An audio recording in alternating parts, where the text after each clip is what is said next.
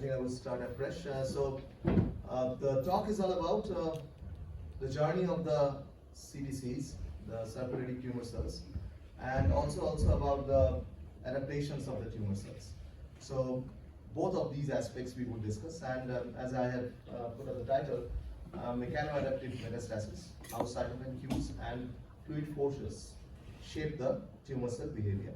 So when we talk of this CDCs, I think most of the audience here we have from mechanical and engineering background, chemical engineering, I can see mechanical. So I think we are going to hear more about the microfluidics aspect of the talk, but I think since this is related to the CDCs and cancer research, I thought that I would give a brief introduction, being the first speaker of the day.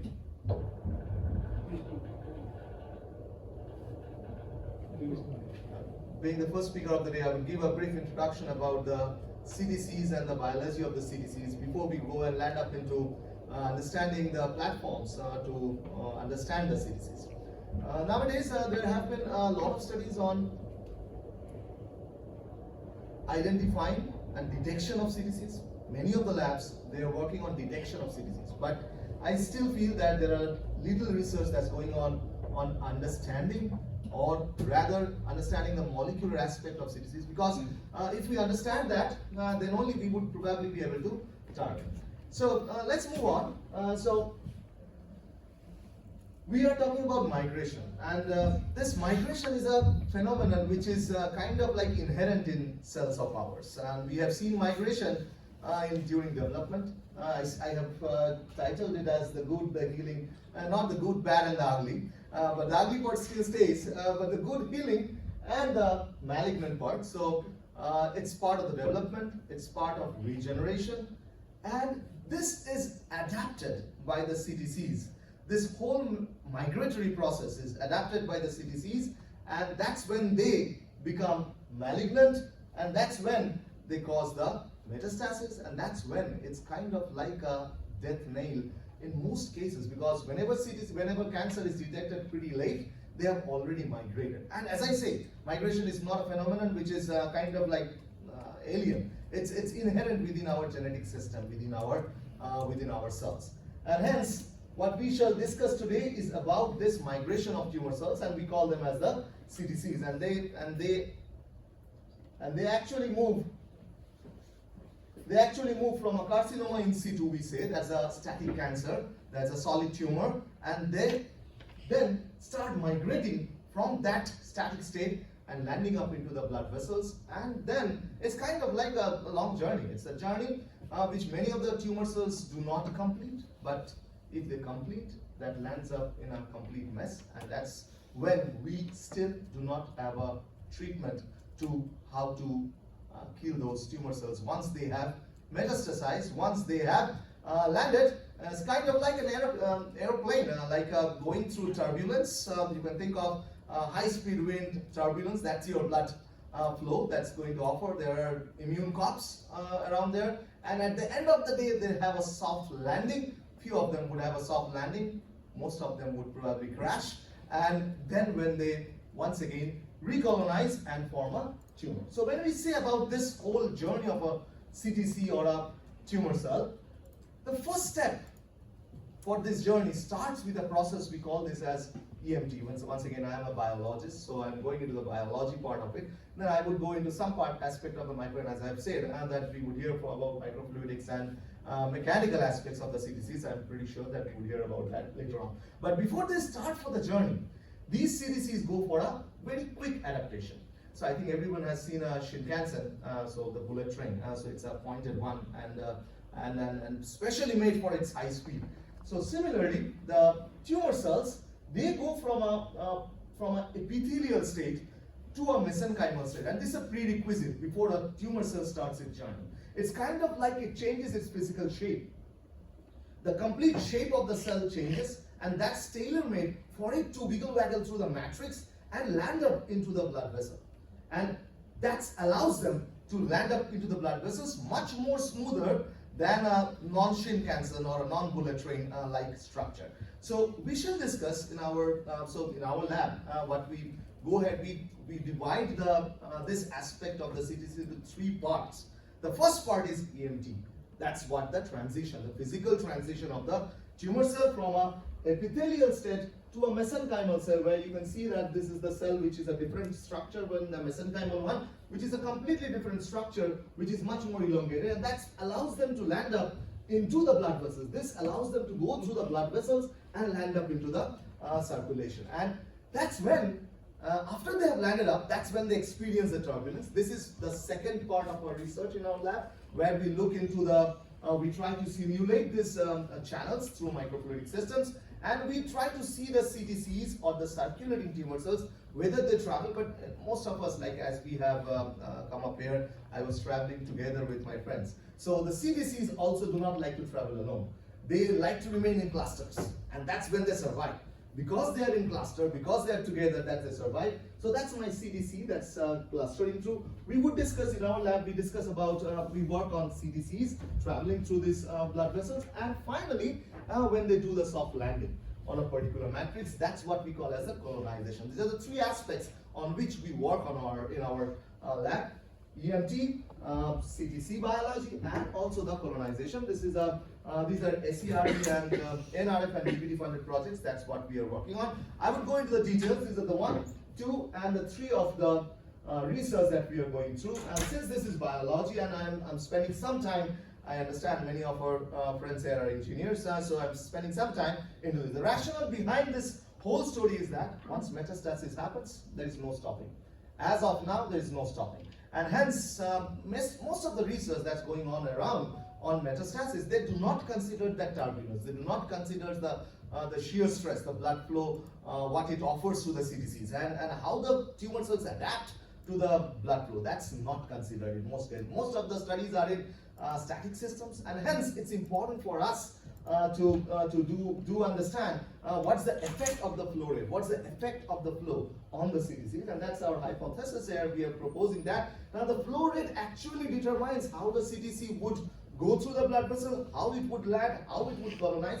Everything is determined by the flow of the blood vessel. So let's move on. So to simulate the EMT condition, we treat the cells with cytokines, TGF-beta, that's one part. And to simulate the shear stress, we do the microfluidic aspects with collaboration with my colleagues. Some of the colleagues are already here. And then we look into the biological parameters. Objective is that we identify molecular markers that can prevent any of these 3 steps: EMT, CTC survival while in flow, or a CTC colonization, the landing of the CTCs into a new spot, into a new site where they once again colonize. So that's the objective of the overall study.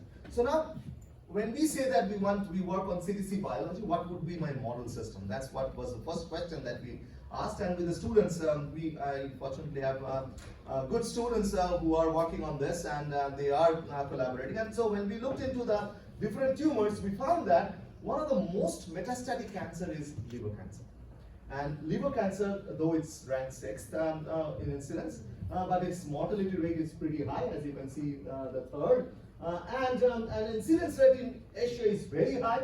Mortality is also very high, 70%, which is pretty much, prevalence is high. And that's the European stat, and you can see cancer mortality for liver cancer is rising. It's not the one that's dipping. And also the survival is the lowest, even in the European population. So that led us to study the CTC biology of liver cancer.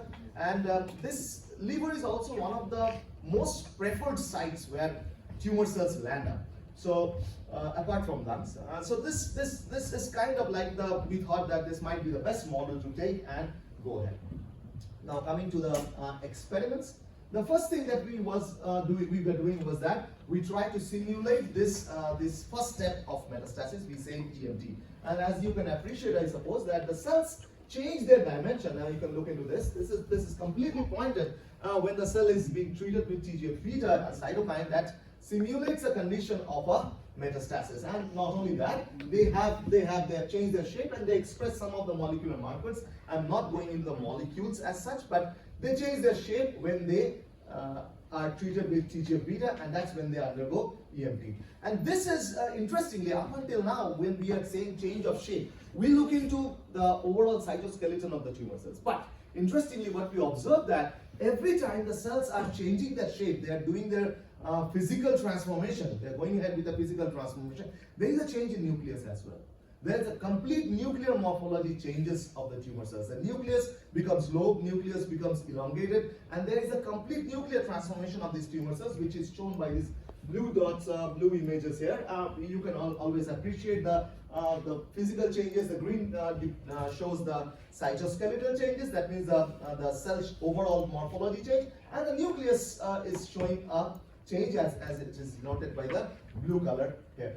So we then did the nuclear and kind of segregated and categorized the nucleus, and one of the interesting proteins called lamin AC, we saw that this was going down. And this is the one, this holds the nucleus together. And we saw that this protein goes on. That means whenever there is a stress, whenever we are saying that there is a change in shape, it's not just on the outer cytoskeleton. It also translates, emanates into the inside of the nucleus, and the nucleus also responds to it. When the nucleus responds, we know that within the nucleus lies our genes. So it's the stress from outside, we receive the stress, the tumor cells receive the information, passes it to the cytoskeleton, transfers it to the nucleus, and we change our genetic program or the genetic, the transcription of the genes, and accordingly we have, the cells have their major adaptation to those particular stress. The nucleus, they increase their area, their perimeter, the convex area, all those showed a change, and this was this was in conjunction with a lamin change. As I said, lamins are the ones which holds this nuclear membrane together, and this completely disassembles.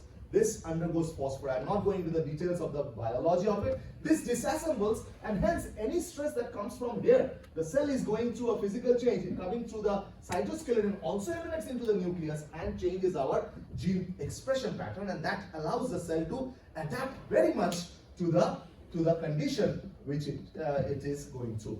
So with our friend from mechanical engineering, we try to understand that is this associated with a change in viscosity of the tumor cells as well. Yes, he did some position sensing device. I'm not going into the mechanics of it, but at the end of it, what we observed was that with a change in change in physical shape, the cell's viscosity also decreases. You can see the cell's viscosity decreases. We try to simulate that with extracellular materials being added, and the viscosity changed. And when the viscosity was changed, the tumor cells EMT phenotype also changed. That means not only that they changed their genetic program, they also changed their intracellular viscosity to make them more fluidic, to make them more elastic, and that would allow them to go. And they're very much smart.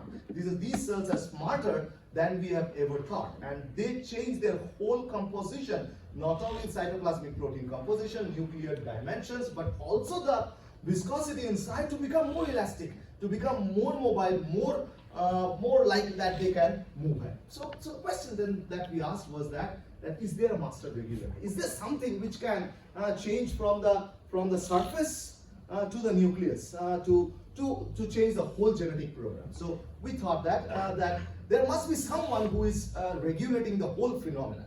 So to understand that, we went ahead and looked into molecules which might be involved. And very interestingly, as I said, I started the talk with saying that migration is a very natural phenomena, and it happens within our neurons during our development. And our neurons, as you might know, that some of our neurons are as long as it runs from my thigh to the end of my toe. And these cells, these are also cells like any other cells, they undergo huge migration during development.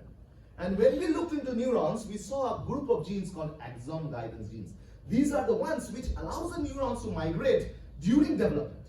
During development, they migrate. And when we looked into we did a transcriptomic analysis. I'm not going into the details of that biological part. When we did a transcriptomic analysis, we saw that there are certain neuronal genes which are upregulated in these tumor cells when they are undergoing EMT. I'm coming to the shear stress aspect as well, and we call these as axon guidance genes, or the neuronal genes, which are semaphorins, which are present on the receptor, and they might have a role. We thought that they might play some role within the tumor cell biology for the migration. And when we look back, we saw that these are associated with tumor metastasis. and there are correlation of a semaphorin, and they come in not in singlets, they come in as a whole family or repertoire of semaphorins which have an association with tumor biology and with a cancer prognosis. So we questioned was that can these semaphorins be regulated? So we then took those EMT undergoing cells and we looked into semaphorins, and we found that there is a particular sema that goes up along with while the cells show the cytoskeletal change and while the cells show the nuclear change, there is a group of semaphorins, we call them as semaphore B, that goes up. And these are originally they are involved in development. It's kind of like a program that's being switched off, that was supposed to be switched off after development. During our embryogenesis, it's turned on. It's kind of once we call that as what do you call it, atavism or something. So it's turned on once again in the tumor cells, and that gives them, we will see later that allows them to go through the circulation, that allows them to change their shape, and there are many other things that these proteins do. So the next question, so with the understanding of the static system, with the understanding of their physical change and the morphology and the nuclear change, we then thought that what happens when they land in the blood vessels. So we try to simulate the conditions in flow. So we understand the EMT. Now the cells are in the flow system, and they experience that turbulence. They're experiencing shear stress, and what happens while they are traveling through circulation, and we try to mimic that condition. So we created a flow setup with all my colleagues from mechanical engineering with help of them. One of them is Shubhanjan here. I think Professor Arindam also helped us in some way. Professor Vijit Majumdar also provided us with some platforms to study the 3D structures of them. So with collaboration with my friends, we went ahead and looked into the flow. This is the general map or the direction into which we went, but we created these microfluidic channels with different dimensions. This is where I would be interested in collaboration as well. As of now, we have created a white shape. I think Shamantak is also there. He was the initial inspiration for me to go into the microfluidic system. We had a single channel, the straight channels. We had Y-shaped channels. I think some part of the work was also done very recently in Dr. Arindam's lab. And we created these channels. This would actually simulate the biological flow system. So they would create the biological flow system, and we wanted to see. So these are the Y-shaped channels. These are dimensions. All right. So channels casted on PDMS, and we had an inlet and outlet, and then through these we passed the tumor cells to create the vascular flow-like system. And this was more like a venous flow and not an arterial flow. It was more like a venous flow that we could create. And we then looked into the biological parameters. Once again, as I've said, these are the simplistic ones. We would be really willing to collaborate with everyone.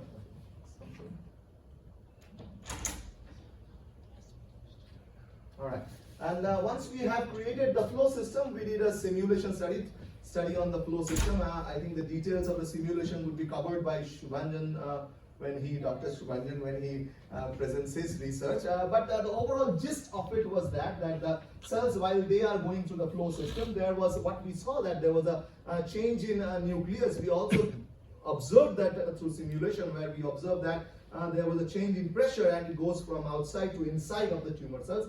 And also there was a change in morphology of the cells, and there was a pressure gradient increase from the exterior to the interior of the cell. Rest would be discussed by Shubhanjan. I'm not going into covering up, killing his time, his part of allotted time. So at the end of it, when we went ahead into the flow system, it was more like what we observed with the EMT. That means these cells, once they are in flow, nucleus changed.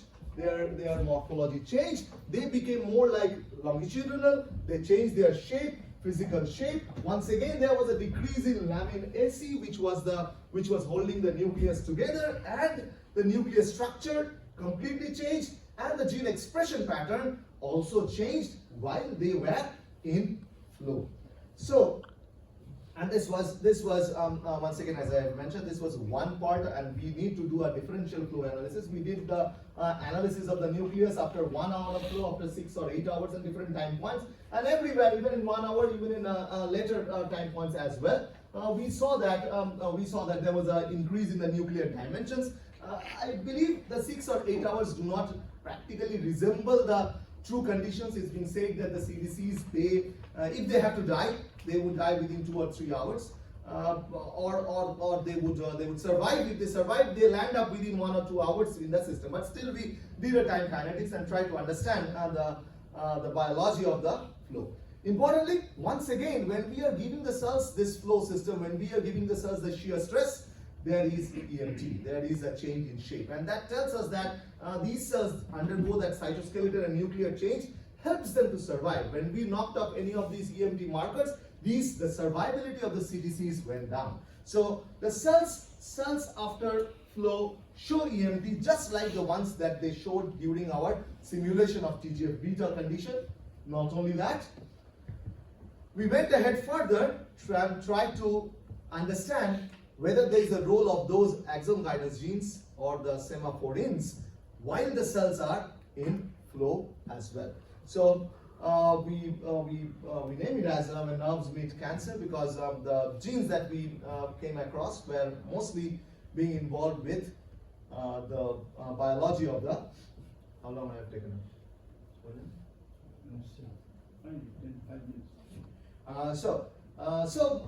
When we looked into the semaphorins during the flow system, we saw that once again this particular molecule goes up, semaphorin 4B goes up, and this is associated with the EMT markers that also go up during, and the change in shape of the cells was also, and semaphorin was interestingly located at the periphery, so that tells that they are doing something on the boundary of the cells. The semaphorins are doing something related to the boundary of the cells, and this was interesting to us that we did not expect the semaphorins to play a role during flow system. We thought that semaphorins might be playing a role during TGF-beta, during that only physical change. But when the cells have migrated, when the cells have been subjected to the flow for 1 hour, 6 hours, or even 8 hours, the surviving cells showed a semaphorin expression on the surface.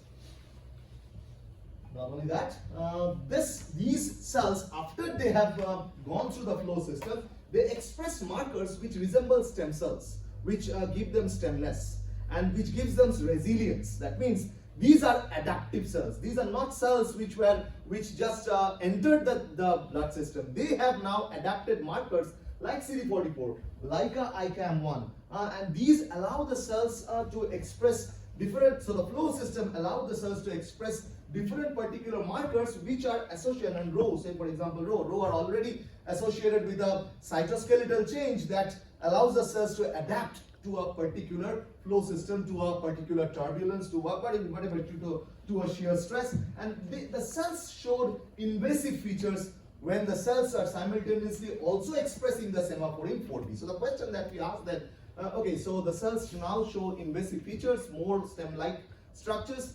Does my semaphorin or that particular axon guidance molecule have a role in allowing them to have this transformative phenotype, and rather the expression pattern?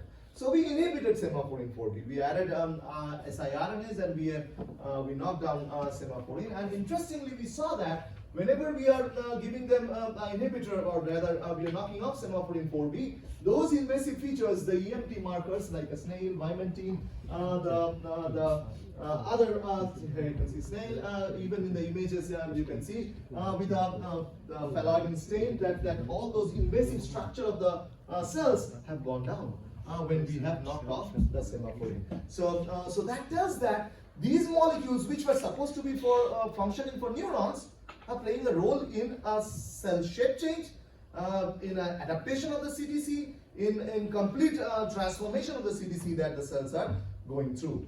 And semaphorin 4B, whenever we inhibited semaphorin 4B, that also resulted in reduction of the invasive features. Say for example, what we did here was where we these are the TGF-beta treated cells, and we cultured these cells on the endothelial layer, and we saw that these cells, whenever we are having the sema on, they are showing kind of between the endothelial cell migration. That's what we are trying to simulate. Whenever we are giving the SEMA off, the red marks which are indicative of my liver cancer cells is gone off. So that does means their interaction with the endothelial cell is going off. Not only that, when we have run the cells through flow and we have given SEMA off and then given an attachment, right, to make them attached with the endothelial cells, there is less attachment of the tumor cells. Finally, when we cultured endothelial cells here and then we added the liver cancer cells with a SEMA on state or a SEMA off state, and then we imaged through this platform the migration of the tumor cells through the endothelial layer, that means through the blood vessel layer, that means simulating a colonization kind of a thing. We saw more when we are having SEMA on. When SEMA off, there is no migration of the tumor cells through the blood vessel. So what does it tell? That with SEMA off, cells that were changing the shape are now no more changing the shape. Cells that were going through endothelial cells, landing up into the blood vessels, they are not. Cells which were colonizing in the blood vessels, they are showing reduced ones when the SEMA is off. So finally, this is sorry.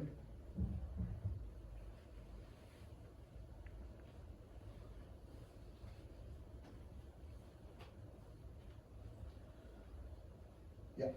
Finally, we saw that that these SEMAs work on the receptor level and they regulate these receptors. I'm not going to the details of this. This is pure biology, and they regulate the receptors that allow these signaling to pass through, and whatever changes that are happening is at the receptor level is regulated by the SEMAs, and hence nothing is going downstream. The nuclear change, the cytoskeletal change, nothing is happening because the SEMAs are regulating receptors which allow further change in shape and nuclear dimension.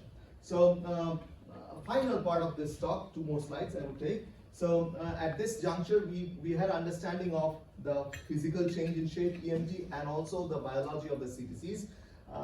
The final thing with Shamantak's group, we tried to understand the endothelial aspect, means the interaction of these tumor cells with the endothelial cells. Once again, we ran the flow setup and we did the endothelial biology. That means the endothelial means the blood vessel biology. So we looked into the blood vessel markers and we saw once the blood cells or the endothelial cells are given a shear stress or a flow system, there was a change in distribution of one of the markers, CD144, which is also associated with attachment of cells to the blood vessel cells.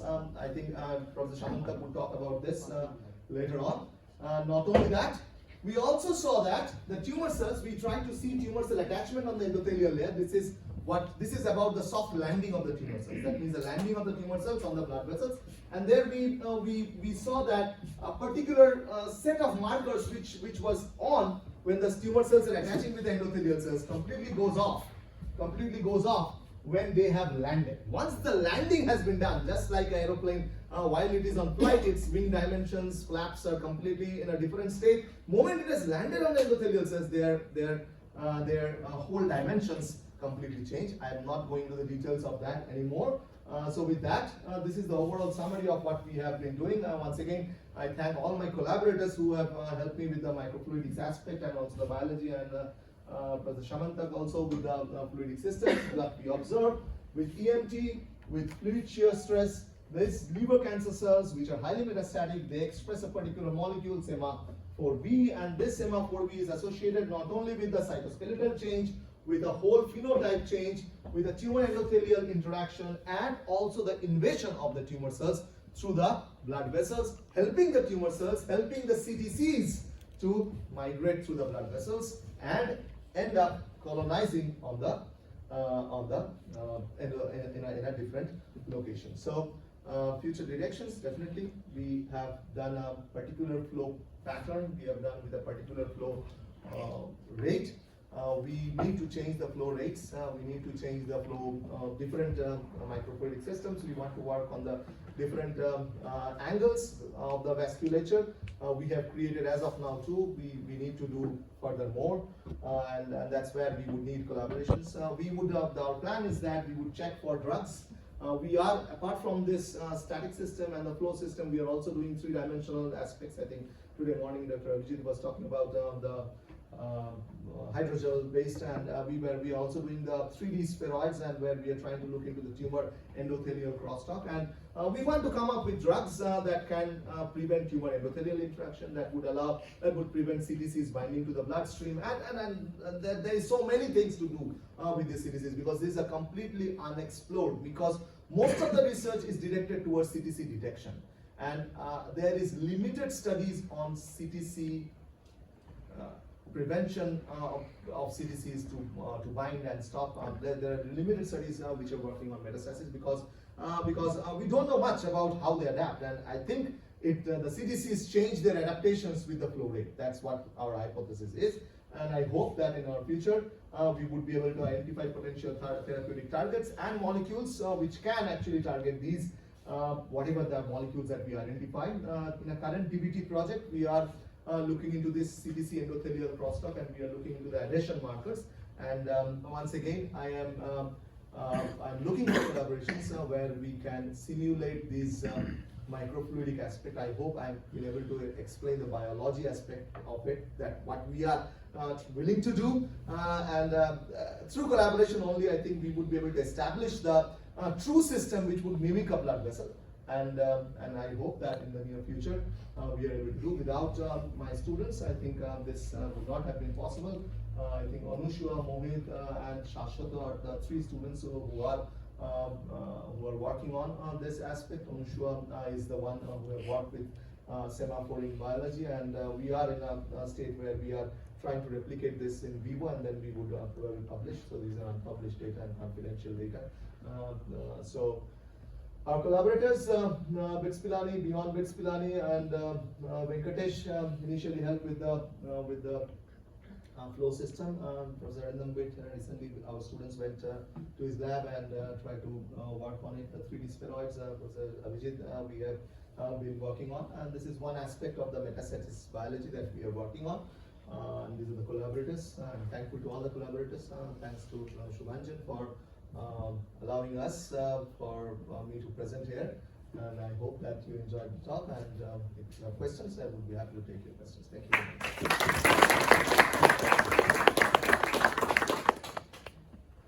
Yes. Thank you very much. Any question?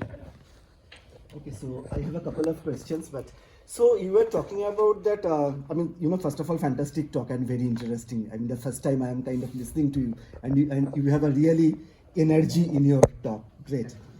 So you talked about the nuclear shape and those details. So have you also measured nuclear rigidity as well as the chromatin compaction, chromatin structure? Yes, we are looking into not from a physical perspective, but we have looked into the epigenetics aspect of it, and that's one part of our work where we are looking into the chromatin compaction, the marks which are associated with the chromatin compaction and open chromatin. We see in most cases that the chromatin undergoes condensation. So there is an increase in H3, K27 trimethylation, and other repressive marks which are there. So we have looked into, and the lamins are also associated with this chromatin. This is one part of the work that we are currently exploring. Yes, from a perspective of biology, we have looked into the chromatin condensation, and we have also actually we are planning to actually, one we have already done, and we are planning to do a chipset where we are trying to look into the different regions where these condensation marks are present. And because this physical measurement of the stiffness might be of interest, because with the change in the compaction, the rigidity of the nucleus changes. Definitely. Also with the loss of lamins, right? And the nucleus being the most rigid organelle inside the cell, that also controls how it squeezes through during the metastasis. That's the whole aspect of our ANRF project. That's what we are having, where we are looking into this chromatin compaction, lamin biology, and trying to correlate that with the expression during flow and EMT. That means how this lamin biology changes, as you have just said that with the lamin being taken off, what's actually happening with the nucleus, overall nuclear structure. Very interesting. Yeah, I'm just sharing with you. What we see is that there is and this is very unique. I do not see this in any other study. There is a blebbing. Means whenever there is TGF beta or these cells are going through flow system, there is a a small part of the nucleus are kind of like punched, like it pinches off, and there is a blebbing of the nucleus. And I have no idea at this point of time why that blebbing happens. And we are asking the students that just look into it, like what might be the cause for that blebbing. But yes, but at the end of the day, the nuclear cytoplasmic ratio in a tumor cell is high. Yeah. So the nucleus is big, and I don't know, something that happens, and probably this is one of the adaptive features, and definitely physical aspects, the mechanical aspects of the nucleus might have a definite role. We are looking into mechanosensors actually in these aspects. Not only cytoplasmic mechanosensor like a yak, we are also looking into nuclear mechanosensors.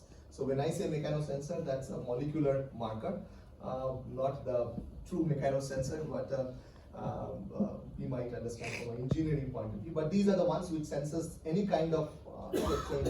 So that's what the project is all about, where we are trying to correlate, decode mechanosensing and nuclear dimension change. So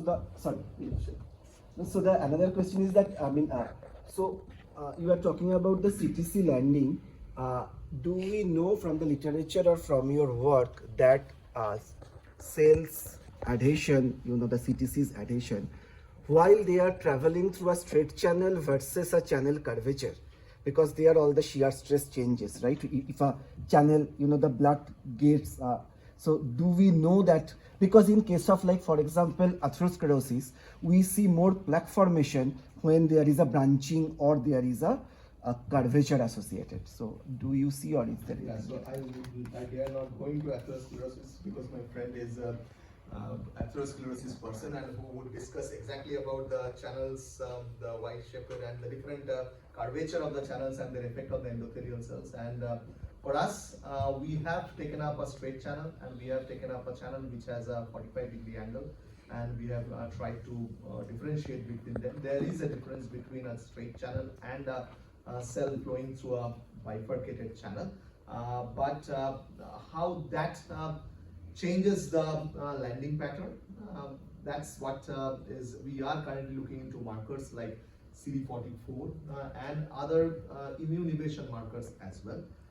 But frankly speaking, we are not into that state where we can purely conclude that this is the one that is involved. But as I have mentioned here, one interesting aspect that we have observed was that EMT, that shape change, completely changes when they interact with endothelial cells. Means when they have landed, they are no more elongated physical that. So we are proposing that the endothelial cells have a role. And Shamantak's group have already seen that there is a notch signaling activated in the endothelial cells, which is changing the tumor cell to come back. Hey, you have done your journey. You now to close your wing flaps. You do this, so that you can now land up into the new environment and establish your new house, new colony over there.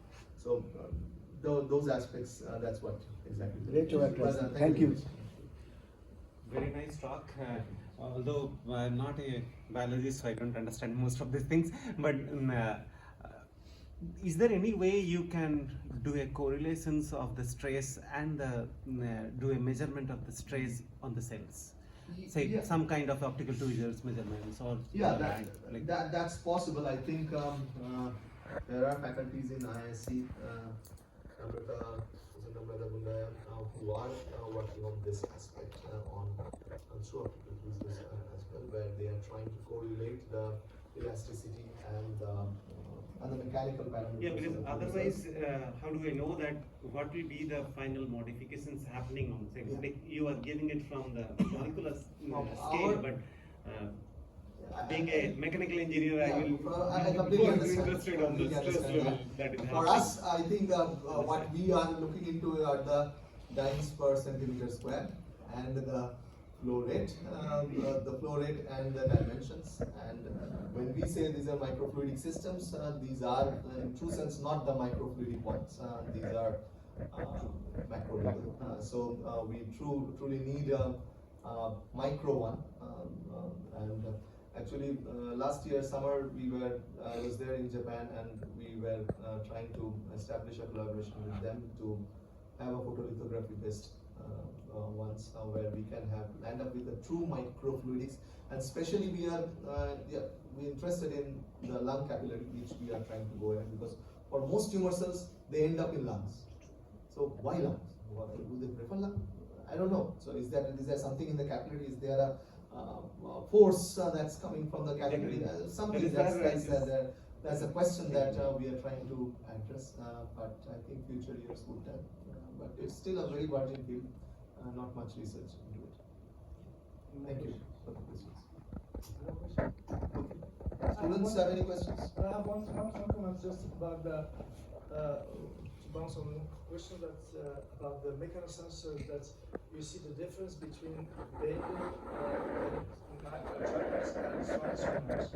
So this effect is due typically to centrifugal force, because we introduce the curvature. So, and this force is very weak. So do you think that these cells are highly sensitive to the that much sensitive to the flow to make the difference between straight flow and curvature? It's not just the flow. I mean, it's when we actually so a tumor, they say this is blood vessel, and the tumor is red, and we are trying to create this. We say this as the interstitial pressure. So when a tumor cell is going from the tumor towards the blood vessels, say it's close to the blood vessels but not yet landed up in the blood vessel, there also it experiences a different kind of a stress. Means there is some vibrations that are felt by the cell while it is not into the flow. So definitely while in flow and with a different curvature, it's going to be different. Because what I'm trying to share is that in the tumor itself, with the blood vessels flowing through and new blood vessels forming, they are experiencing some kind of a force. When they are migrating through the matrix and where close to the blood vessels, they are experiencing some kind of a pressure. And while they are in the blood vessel with a different dimension, they are definitely going to have a different stress, and the mechanosensors would be accordingly upregulated. And they may play a role. It probably is at the time and the duration and which genes they, when I say mechanosensors, these are also the key molecules. Means like Shubhanjan was the key person to bring everyone together. For another conference, he might bring somebody else together. So with a flow condition changing, these mechanosensors might be the same, but the interacting partners or the genes that it is transducing might vary between a different flow condition, between a different curvature, and that's what we expect, and some part of it we are seeing. Thank you very much again. Yeah.